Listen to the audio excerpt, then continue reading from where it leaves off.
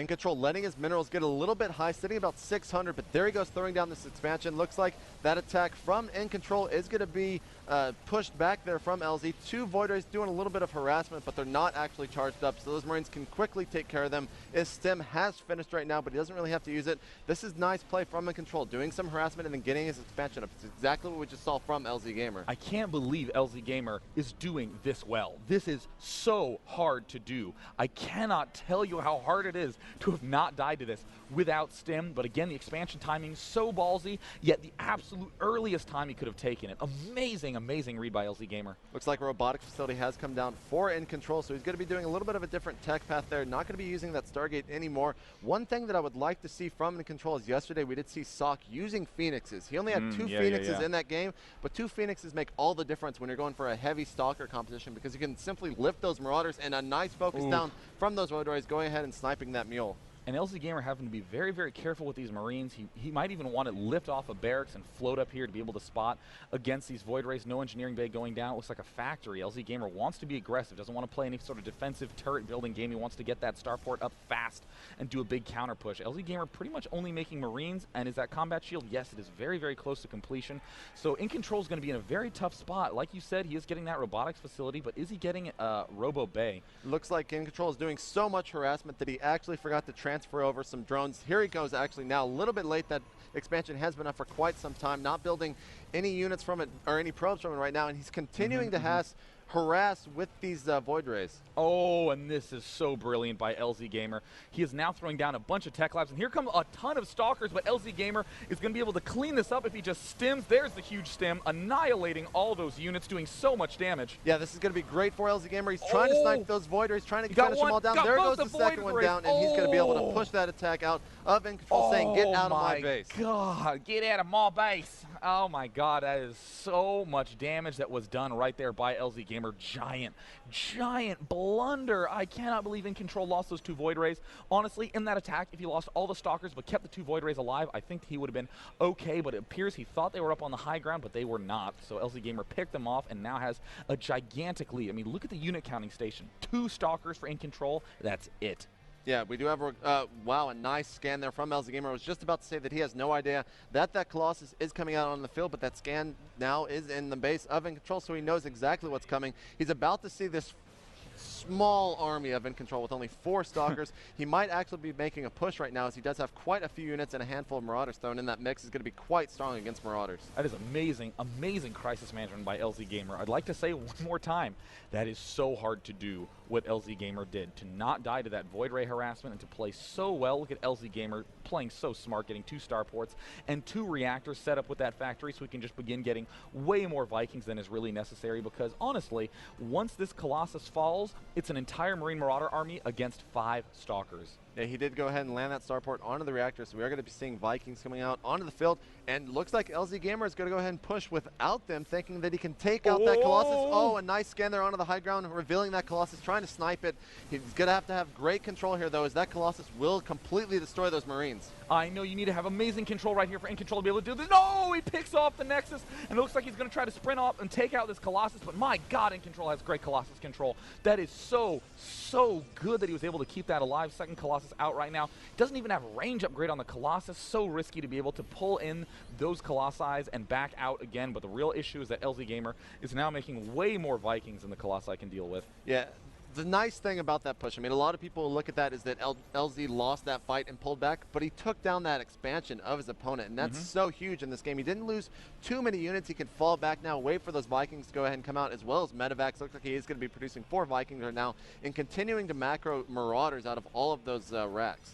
Yeah, and it looks like InControl starting to gear up to take another expansion. That's another one of those excellent techniques. InControl, even though he's behind, even though he's lost a lot of his key units, he's pushing forward and he's setting himself up to be able to take another expansion. He's not going to panic, try to do some sort of big all-in bust. He's going to stick to his guns.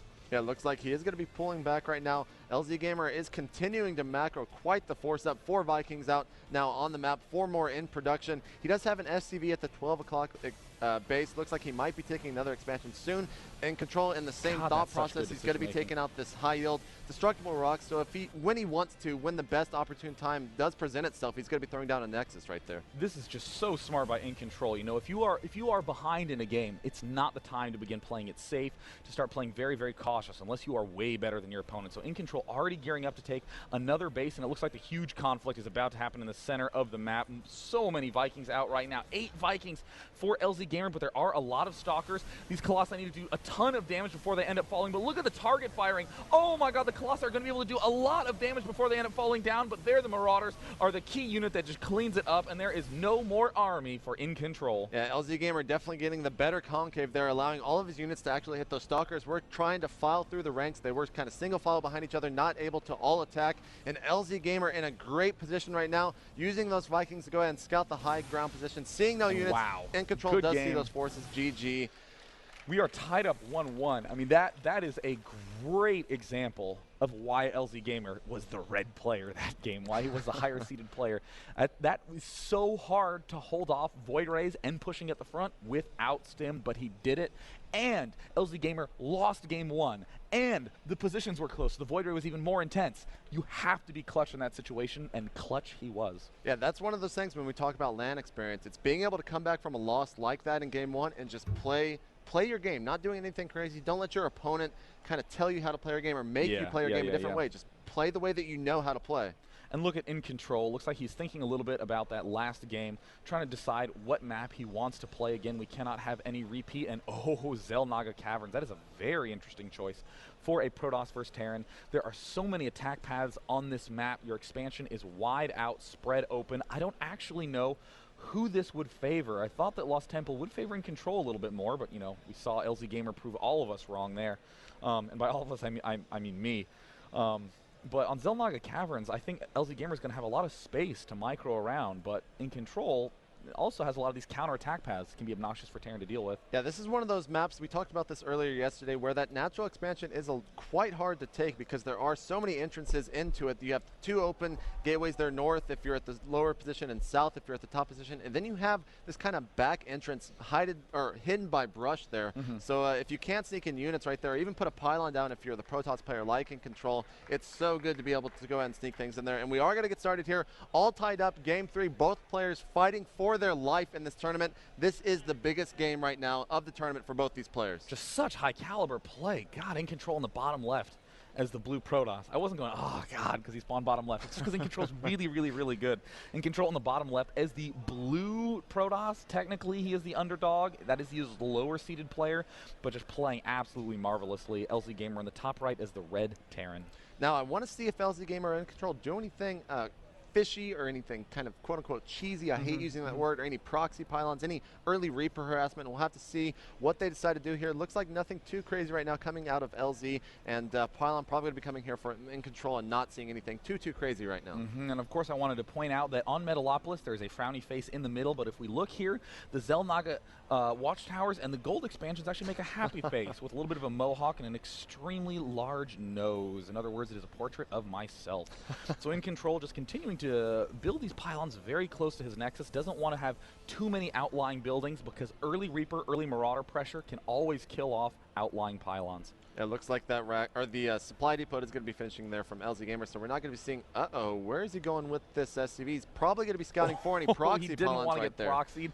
Oh man, that is a great move right there. And let me tell you something, there is a few worse feelings than flying all the way out to a tournament and losing because 2 gateways got built in your base and you didn't see. Yeah, that's one of those things. I mean, actually yesterday, InControl did lose to Noni in the first match of their series. InControl ended up winning, coming back, though, 2 games after that, but he got proxied. And when you get proxied, like you were just saying, it is one of the most frustrating things. So again, that's just showing that InControl is one of those players that can roll with the punches. He can do exactly what it takes to go ahead and finish a game. Here comes the probe there coming up from InControl. He's going to see exactly what his opponent is up to. Going to be trying to harass that SCV, building that Rex, but it is almost done, and a nice placement from LZGamer to go ahead and reinforce that with any SCVs if need be. Here the barracks finishes. There goes out the command center. We see see the Marine coming out right away. Such a good play to always get that Marine, because look at this. InControl blocking any potential tech lab. Wasn't part of LZGamer's plan at all. He's going to get that Marine fast. He's going to kill that probe immediately back in InControl's base. The usual fast cybernetics core play. No 2-gate, no big pressure. And I got to say, I'm very impressed with InControl's ability to control that Colossus. There goes that tech lab going down onto that Rax. It looks like the orbital command has been done. There goes the first mule dropping, and no tech path really coming out from InControl as he is getting that cybernetics core, getting a second gas up. That's usually, this is pretty much the standard play from both players right now. Very typical, nothing too out of the ordinary. Again, InControl, he's skipping units so we can get the gas up faster, so we can get those tech units up a little faster. Cybernetics core does finish. Will we begin getting the warp gate right away? Yes, indeed. That's very, very standard. Chrono boosting that stalker so we can kill off that SCV as quickly as possible. Doesn't want to reveal anything. And LZGamer, oh my goodness, getting 2 more barracks right off the bat. Looks like he is going to be going for some big all-in bust. Yeah, he hasn't gotten any concussive shell upgrade or an early stim pack quite Really? yet, so definitely a Wow. little bit different than last game. Adding on those 2 racks, not going to see any of that 2 Marauder, 1 Marine, 1 Reaper harass that we were talking about early last game to go ahead and get that expansion up. He's going to be going for an aggressive push here very soon, and a Stargate is being thrown down by InControl. Stargate, where it's placed right now, it's going to take a long time to go ahead and get across, and It's a concussive. he cancels it as if he can hear the stream right now. He goes ahead and cancel that concussive shell upgrade and switches to the stem pack, and that is going to be great play from LZGamer. I don't know if the camera was on me at this point in time, but when I saw the concussive shell go down, I took my hands off both the keyboard and the mouse and just went, oh gosh, because there's really no reason to rush for concussive shell if you're doing a 3 barracks play, but there's every reason to get that very fast stim. It's exactly what we saw coming out of LZGamer, so I'm delighted to see that stim's coming up, but this is going to spell a lot of trouble for InControl, who's not getting a Void Ray, getting Phoenixes.